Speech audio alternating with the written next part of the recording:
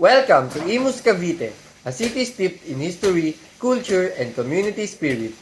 Just a short drive from Metro Manila, Imus offers a charming blend of the old and the new. Let's take a closer look at what makes this city a gem in the south. Our journey begins with history. Imus played a key role in the Philippine Revolution. At the heart of the city stands the Imus Cathedral, also known as the Cathedral of Our Lady of the Pilar.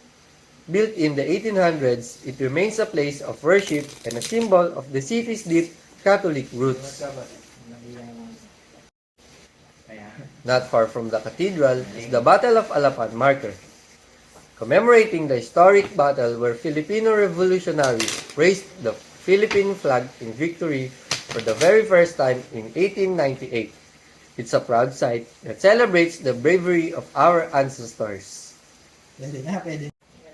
Today, Imus is a thriving component city, home to bustling markets, lively streets, and growing businesses. The Imus Public Market is always full of life, offering everything from fresh produce to street food favorites.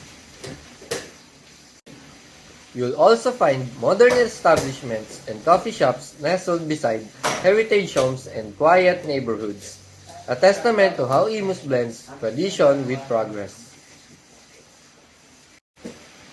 A trip to Imus wouldn't be complete without exploring its local flavors.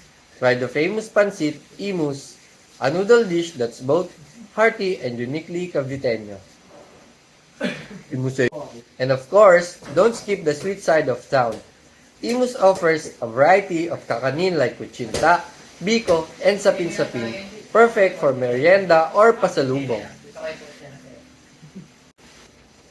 What makes Imus truly special is its people.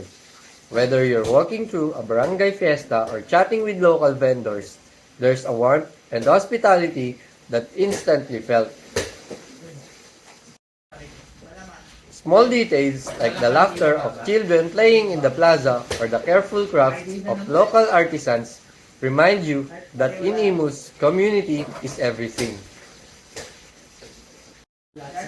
Imus may not always be in the spotlight, but it shines in its own way, through its stories, its flavors, and the hearts of its people. So if you're looking for a quick escape, full of culture, heritage, and soul, remember, Imus is waiting.